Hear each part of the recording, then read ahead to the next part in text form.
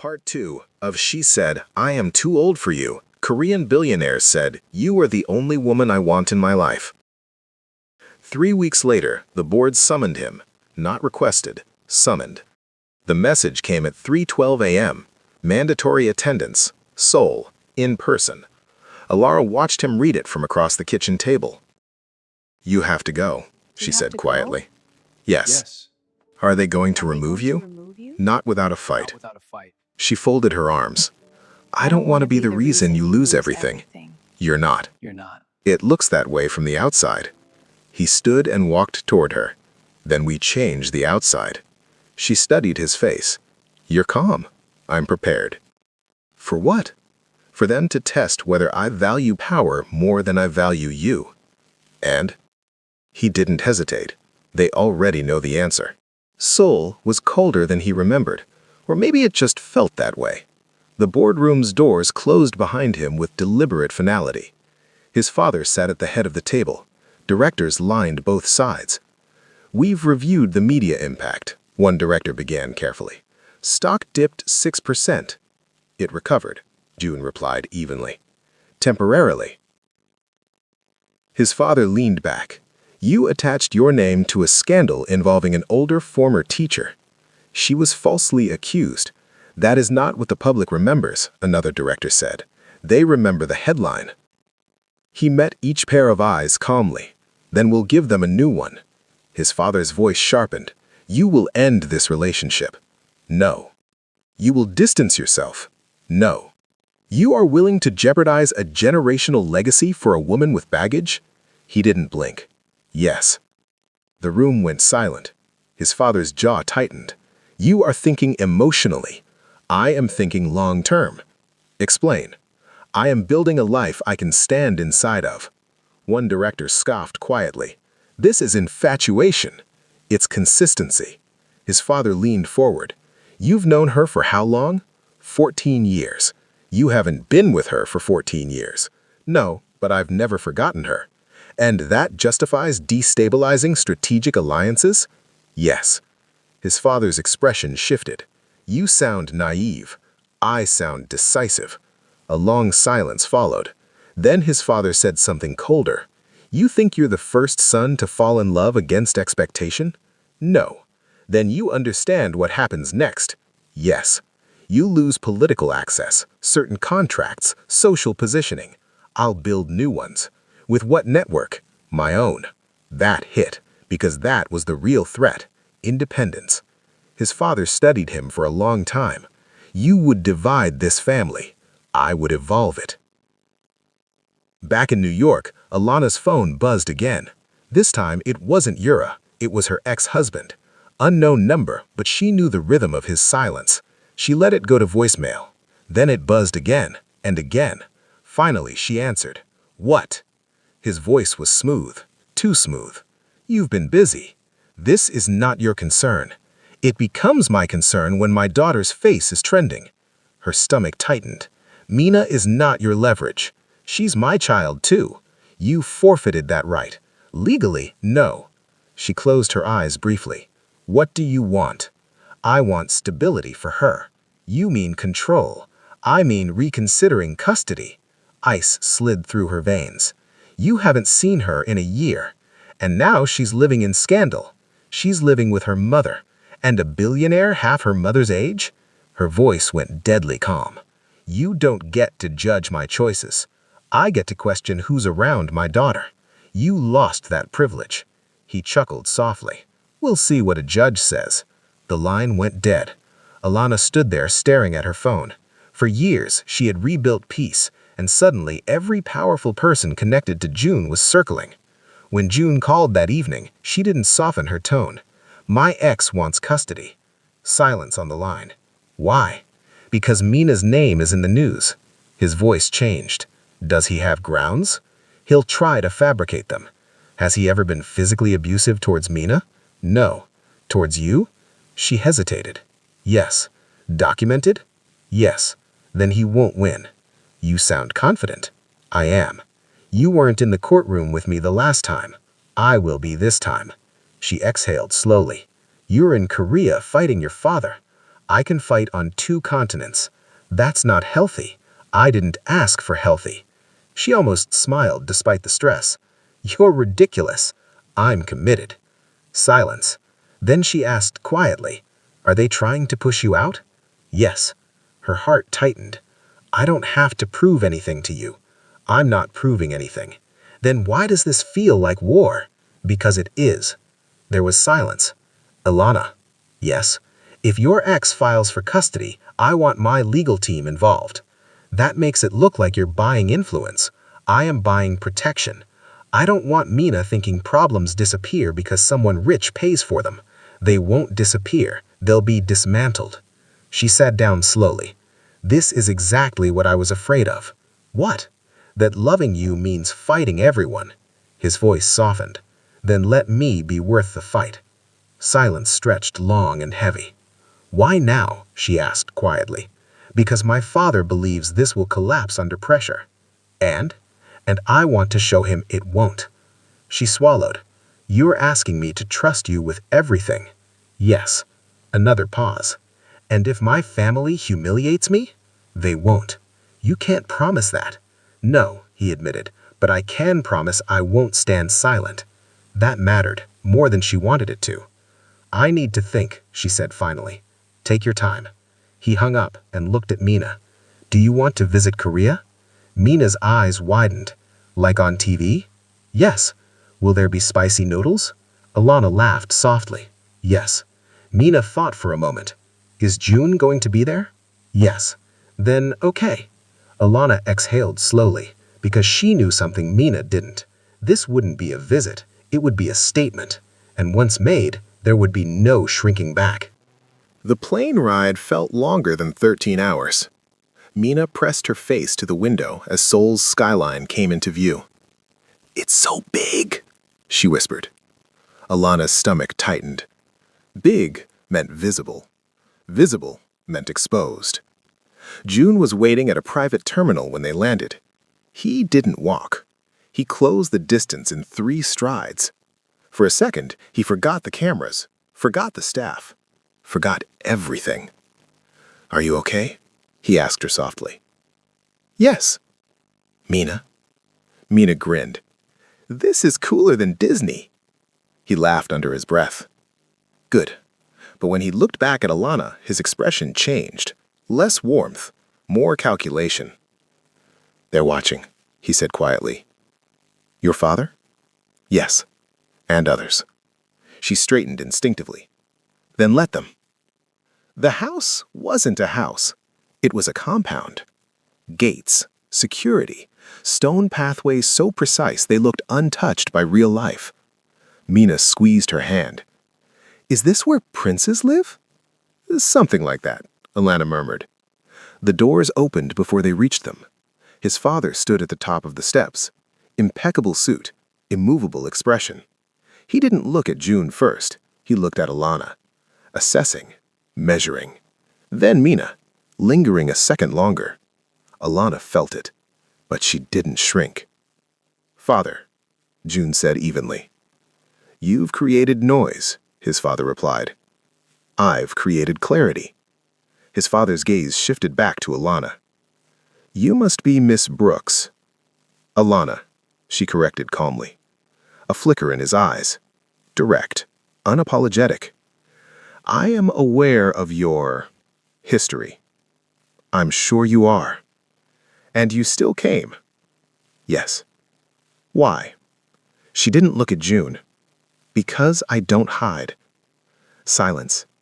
Mina tugged her hand. Hi, Mina said politely. June's father looked down at her. You speak Korean? Mina shook her head. No, but I can learn. There was silence. Unexpected. His father gestured toward the doors. Come inside. Dinner was quiet. Too quiet. Long table. Too many chairs. Too much space. His father didn't insult her. He didn't need to. His questions did the work. You are 44. Yes. You have been divorced 2 years. Yes. You were my son's teacher. Yes. And you see no imbalance here? Alana set down her fork carefully. Imbalance would imply he doesn't have agency. His father's eyes sharpened. You assume agency equals wisdom. No, she said calmly. I assume adults can choose. June watched her carefully. His father shifted. You are aware that in our culture— I am not Korean, she said gently, and I won't pretend to be. The air changed. You do not intend to adapt? I intend to respect, not erase myself. June's father studied her longer this time. And my son? She glanced at June briefly. Is capable of navigating both. There was silence again. Mina broke it. These noodles are spicy. Everyone paused. June smiled faintly. I warned you. His father's gaze softened for half a second at the child's honesty. Then it hardened again. You understand this union will not be celebrated publicly. Alana met his eyes. I didn't come for applause. You came for what? She didn't hesitate. For him. That was the first time June almost looked undone. His father noticed, and that, more than anything, unsettled him.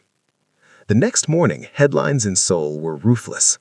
Foreign divorcee disrupts heir's legacy. Age gap scandal escalates. Custody battle intensifies. Alana read them in silence. June found her on the balcony overlooking the city. Regretting it? He asked quietly. No.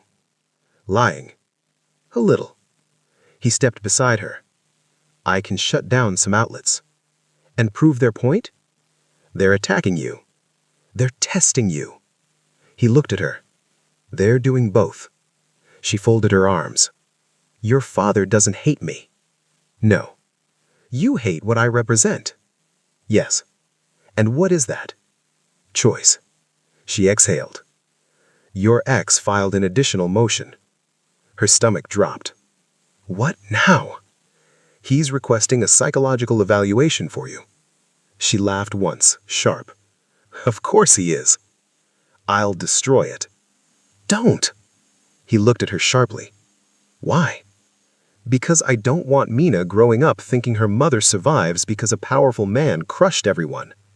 I wouldn't crush everyone. You're already crushing everyone. Silence. You think I can't fight? She asked. I think you shouldn't have to alone. I'm not alone. She met his eyes. But I need to stand on my own feet here. He softened slightly. Then I stand beside you. There was a pause. Not in front, she added. Not in front, he agreed. That afternoon, Yura appeared again. Not at the house, at a charity gala, the kind of event where optics mattered more than truth. June hadn't planned to attend until he saw the guest list. She'll use this, he said. Alana adjusted her dress calmly. Then let her. He looked at her. You don't have to go. I know. But you want to. Yes. Why? Because if I hide, she wins. He studied her carefully. You'll be stared at. I've been stared at before. You'll be judged. I've been judged before. You'll be compared. She gave him a look. I'm not competing. That silenced him. At the gala entrance, cameras flashed again. Whispers followed. There she is. She's older than I thought. She's confident. Yura spotted them instantly. Perfect posture. Perfect smile. She approached like nothing had happened. June. He didn't smile. Yura. Her eyes slid to Alana. Miss Brooks. Yura. You look comfortable. I am. Yura tilted her head. Are you enjoying Seoul? I enjoy clarity. A faint smile curved Yura's lips. You think you have it. I don't think, Alana replied evenly. I observe. Yura stepped closer. You've embarrassed my family. You embarrassed yourself. A flicker. Finally. Real emotion. You won't survive here, whispered Yura. Alana didn't step back. I didn't come here to survive. Then why did you come? She glanced briefly at June, then back at Yura. To stay. And for the first time, Yura's confidence wavered. Because this wasn't a fling. It wasn't a rebellion. It wasn't a phase. It was deliberate. And that was far more dangerous. Across the room, June's father watched the exchange, not with anger, with calculation. Because now the question wasn't whether Alana would break under pressure, it was whether his son would. And so far, he hadn't. The gala ended without a scene, but that didn't mean it ended quietly. By morning, clips of Alana standing across from Yura were everywhere. She doesn't look intimidated. She looks older. She looks composed. She looks like she belongs there. The commentary split down the middle. June scrolled once, then locked his phone. "They're dissecting your posture," he muttered. Alana sipped her tea. "Let them. You're trending. I've graded papers under worse pressure." He looked at her. "You're not shaken?" "I am," she admitted calmly, "but I don't perform panic." He exhaled slowly. That steadiness. It was what he remembered from 19, but now it hit differently. Now it steadied him. 3 days later, the board summoned him. Not a request, a summons. Alana adjusted Mina's hair before school when he told her. "You don't have to go," she said quietly. "If I don't go, they'll call it avoidance. And if you do, they'll call it disobedience." She gave him a small smile. "So, either way?" "Either way," he echoed. Mina looked between them. "Are they mean to you here?" He crouched in front of her. "Some of them are confused." "About what?" He glanced up at Alana. "About what matters." Mina nodded like that made perfect sense. "Then just tell them," she said simply. He smiled faintly. If only it were that easy. The boardroom was colder than usual. Men who had known him since childhood avoided eye contact. His father sat at the head of the table. "Sit," his father said. June did. "You have destabilized strategic partnerships," one board member began. "I ended an engagement," June replied evenly, "with consequences. Personal consequences are not corporate liabilities. They are when your name is tied to ours." Another voice cut in. "Shareholders are questioning your judgment. My judgment increased profits last quarter. This isn't about profit." "No," June said calmly. "It's about control." Silence. His father spoke next. "You intend to marry her." Not a question. "Yes." "You intend to integrate her child into this family." "Yes." "You intend to bring this narrative into our legacy." June didn't flinch. "I intend to live honestly." A board member scoffed softly. "This is infatuation." "It's not." "You are 33. "Yes." "She is 44. "Yes." A pause. "And you do not see the optics." "I see them clearly." "And?" "I don't build my life on optics." The air shifted. His father's voice dropped slightly. "You are asking this family to absorb scrutiny. I'm asking this family to evolve." That landed heavier than he expected. One older board member leaned back. "You're prepared to lose influence over this." June met his gaze. "Yes." His father's eyes narrowed. "You would walk away, if that's the cost." Silence swallowed the room. Because until that moment, they had all assumed he wouldn't. They assumed legacy would outweigh love. They assumed power would outweigh principle. But he had just drawn a line, and everyone felt it. Meanwhile, Alana sat across from her ex-husband's attorney. Video conference. Polished smile. Polished manipulation. "You've relocated internationally. Temporarily. With a man significantly younger than you. With the man I'm in a relationship with. Your daughter is experiencing instability. Mina is in school. Mina is supported. Mina is safe. Public controversy can affect a child psychologically. So can an abusive household," Alana replied calmly. The lawyer stiffened. "We are not revisiting old allegations. We're not ignoring patterns either." A pause. "Are you prepared for a full custody evaluation?" "Yes." "Even if it includes financial disclosure from your partner?" She didn't blink. "Yes." "And media exposure?" "I've been exposed before." The lawyer leaned forward slightly. "Why are you doing this?" "For my daughter." "No." he said softly. Why are you risking this? She held his gaze.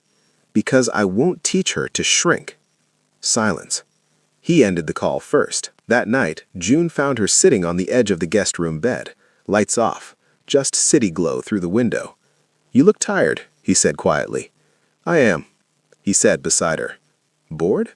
Predictable. She nodded. Ex? Also predictable. A long pause. You can still leave, she said suddenly. He turned toward her slowly. We've had this conversation. Yes, but it's different now. How? You're losing leverage. I'm gaining clarity. She looked at him. You're 33. And? You don't know what 44 feels like. He studied her face carefully. Tell me. It feels like being judged before you speak. It feels like being called desperate for wanting love. It feels like knowing time moves differently for you than for him. His jaw tightened. You don't think I understand time? You don't, she said gently. Not the way I do. Silence.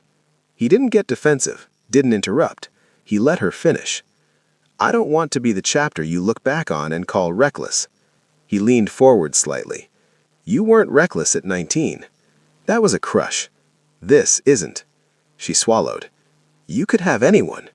I don't want anyone. You say that now. I've said it for 14 years. That stopped her. He held her gaze.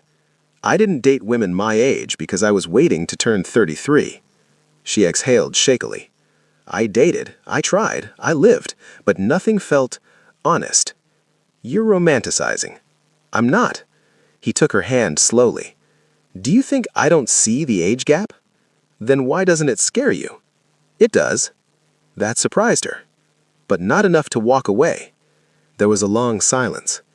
You deserve someone who doesn't cost you everything, she whispered quietly. He smiled faintly. You assume I measure cost the way my father does.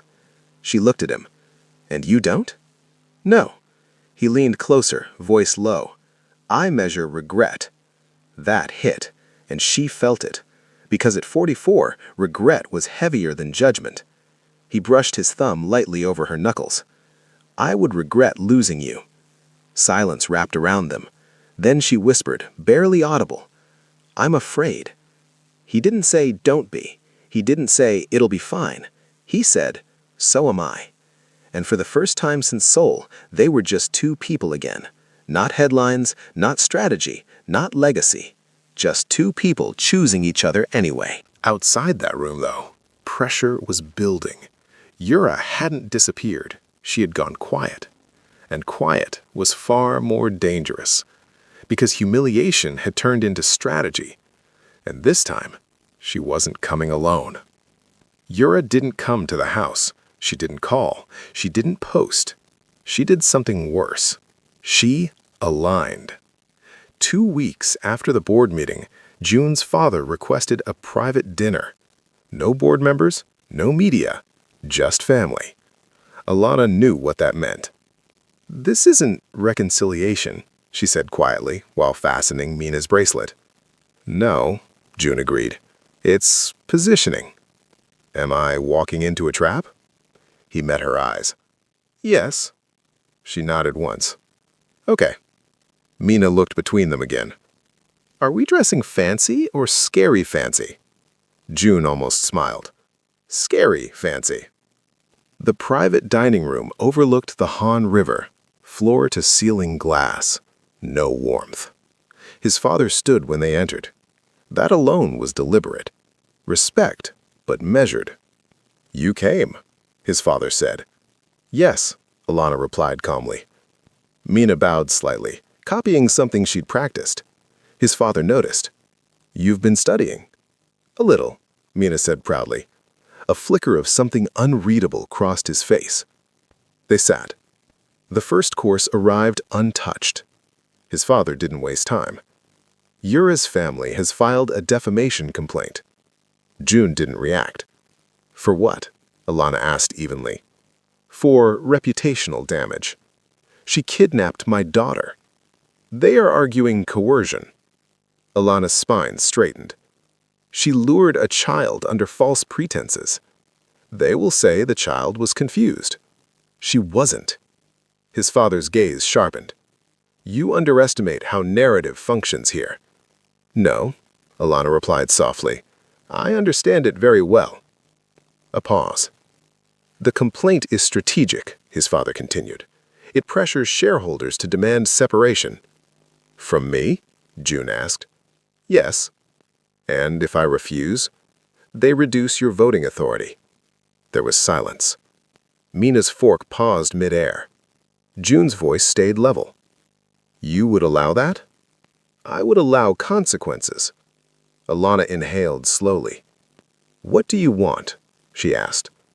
His father finally looked directly at her. I want stability. At the cost of honesty?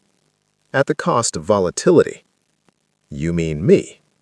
I mean disruption. She nodded slowly. You believe I'm temporary? Yes. June's jaw tightened. His father continued. Men at 33 believe in intensity. And at 60? June asked evenly. We believe in sustainability. Silence. Alana set down her napkin. You think I will fade? His father didn't answer. You think he will wake up at 40 and resent the years? Silence again. And you think I should step aside to preserve optics? His father's eyes met hers. That would be wise. Mina looked at her mother. Are we leaving? The room froze. Alana looked down at her daughter. No. Then she looked back at his father. I will not teach her that love negotiates with intimidation. His father's gaze hardened. You confuse love with defiance. No, she said calmly. I refuse to confuse control with protection. That landed. Harder than anything else. June spoke next. If you reduce my authority, I'll restructure. You will fracture the board. Then let it fracture. His father studied him for a long time. You would divide this family. You divided it when you made love conditional. Silence. Heavy. Measured. Finally, his father stood. This conversation isn't finished. No, June agreed. It's just honest now. The fallout was immediate. 2 board members resigned publicly. Share prices dipped. Media speculated. International press reignited the age narrative. Gold digger. Midlife crisis. Power imbalance. Alana read none of it. She focused on Mina's school application interviews instead. But pressure has a way of leaking. One afternoon, Mina came home quieter than usual. Alana knelt in front of her. What happened? A girl said you're with him because he's rich. Silence. And what did you say? I said you don't even like expensive shoes. Alana laughed softly, despite being sad. Smart answer. Mina's eyes searched hers. Are you? No. Then why do they say it? Because sometimes people don't understand things that don't fit their rules. Like you being older? Yes. Mina nodded slowly. Does that make him a baby? Alana almost choked on a laugh. No. Then why do they care? I exhaled. Because they think love should follow a formula. And you don't? No. Mina thought about that. Okay. And just like that, she moved on. Children were merciful like that. Adults weren't. That evening, June arrived later than usual. His tie loosened, his patience thinner. They're pushing a vote. When? 48 hours. To reduce your authority? Yes. And Yura? Her father is backing it. Silence. Alana walked toward him slowly. Then you step down. He looked at her sharply. No. You step down before they force you. That's surrender. That's strategy. He shook his head. They'll read it as weakness. Let them. He stared at her. You don't understand what this costs. You don't understand what it costs if you lose yourself fighting it. Silence stretched. You think I'm fighting for ego? I think you're fighting because you've never been told no. His eyes flashed. I've been told no my entire life. not by yourself. That hit. He turned away. She stepped closer. If they reduce your authority, you become reactive. If I step down, I become irrelevant. No, she said gently. You become free. Silence. You'd be okay if I walked away from it? I'd be okay if you walked away from anything that requires you to stop being who you are. He looked at her again. You don't want the power. I want you intact. A long pause. And if I lose both? He asked quietly. She held his gaze. Then we build something else. That word, we, it settled deep. Because for the first time, the future wasn't about merging into his world. It was about possibly creating one of their own. 48 hours later, the vote happened. June didn't step down. He stood. He argued. He split the board. But he didn't win cleanly. They reduced his executive control. Not entirely, just enough to remind him he wasn't untouchable. Media called it a symbolic demotion. Yura's family issued a statement about restoring balance. June came home that night quieter. Alana opened the door before he reached for the handle. He looked at her for a long moment. I lost ground. Did you lose yourself? No. Then you didn't lose. He exhaled slowly. You're impossible. And you're stubborn. He stepped inside. Mina ran toward him. Did you fight the dragons? He smiled faintly. Something like that. Did you win? He paused. I'm still standing. Mina grinned. That's winning.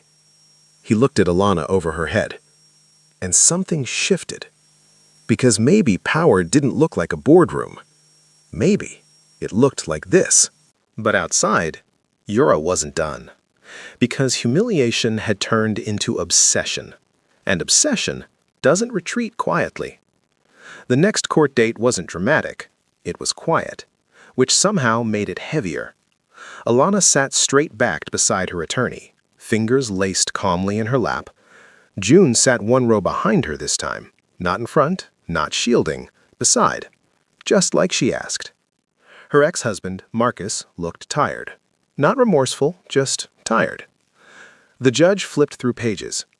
Mr. Hale, she said evenly, you requested full custody on the grounds of instability, coercion, and moral misconduct. Marcus shifted. Yes, Your Honor. You provided no evidence of neglect. Silence. You provided no psychological findings indicating harm to the child. His lawyer cleared his throat. We raised concerns regarding media exposure. Exposure created by a third party currently under criminal investigation, the judge cut in. The courtroom stilled. Alana didn't look at Marcus. The judge continued.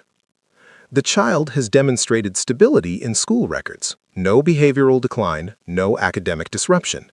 Testimonies from teachers indicate security and attachment to the mother. Marcus swallowed.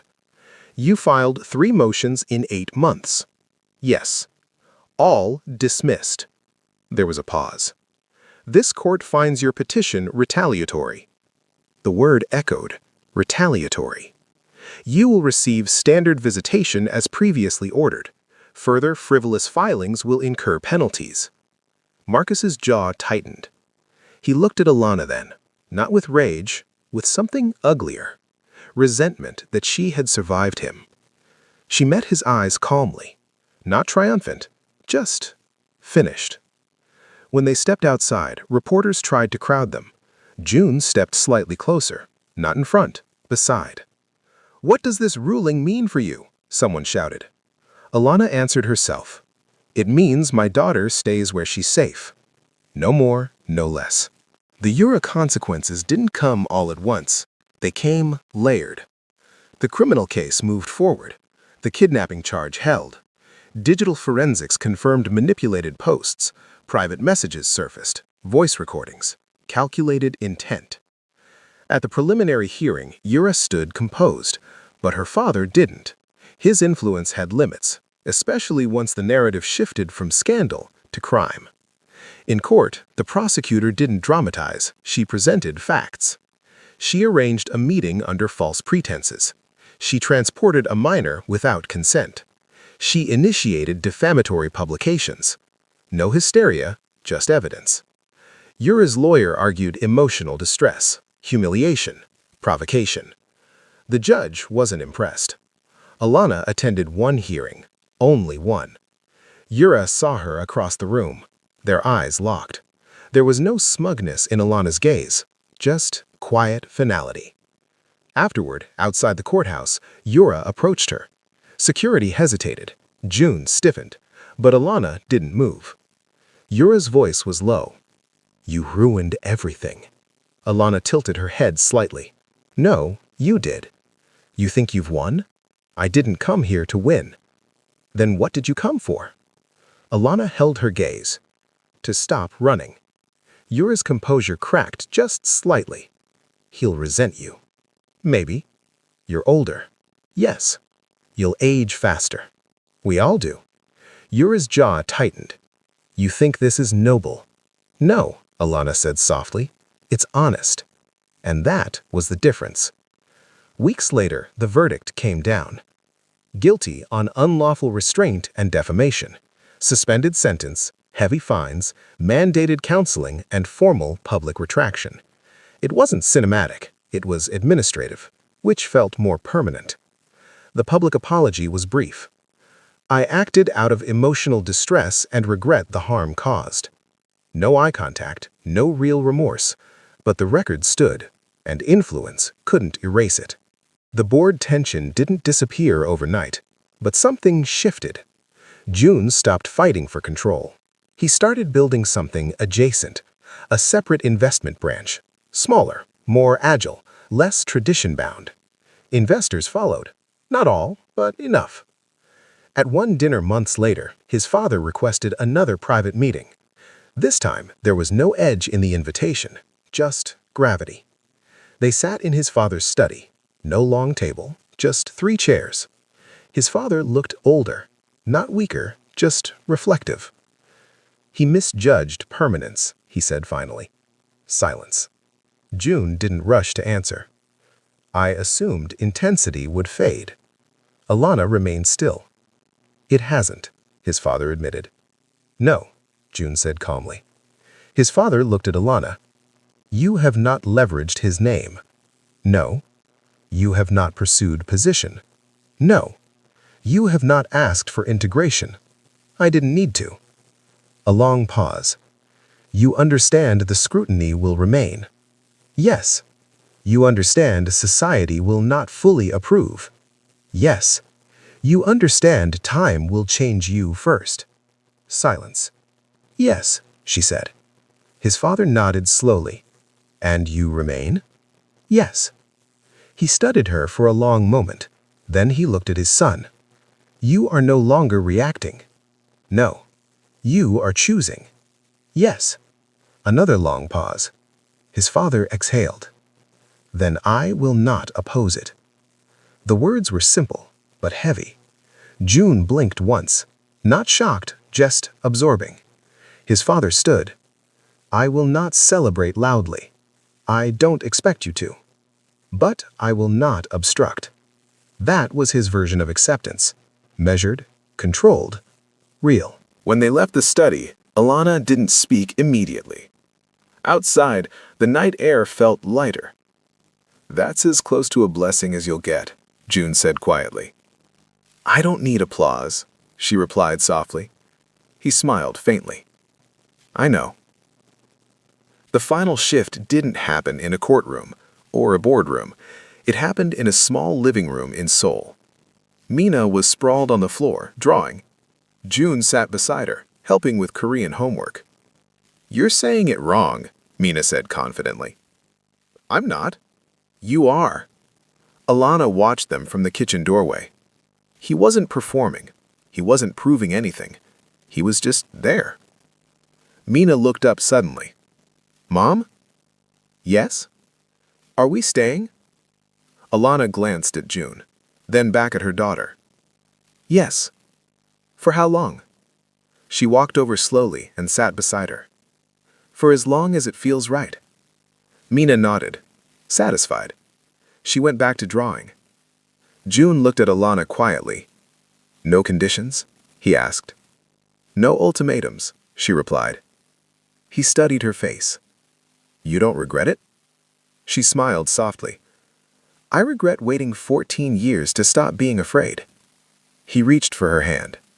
No cameras, no witnesses, just them. "You were my teacher," he said quietly. "I was. You taught me structure." She smiled. "And now?" "You taught me courage." Silence. She squeezed his hand. "You were my student." "I was. You taught me patience." "And now?" "You're teaching me to trust time." He leaned closer. "I don't feel younger than you. I don't feel older than you." A pause. "We just are," she finished and hugged him. Outside, the city moved. Judgment still existed.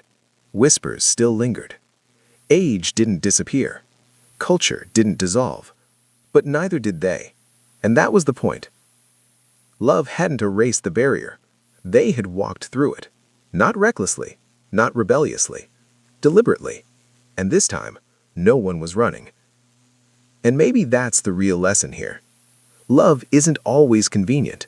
It isn't always approved. And it definitely doesn't follow society's timeline. But when two people choose each other deliberately, maturely, without hiding, that kind of love doesn't beg for permission. If this story reminded you that second chances are real, if you believe love doesn't expire with age, if you think courage is choosing someone even when it costs you, then make sure you like this video. And if you want more stories about powerful men who learn humility, strong women who refuse to shrink, and love that defies expectations, subscribe. Because the next story, it might challenge everything you think you know about who deserves to be chosen.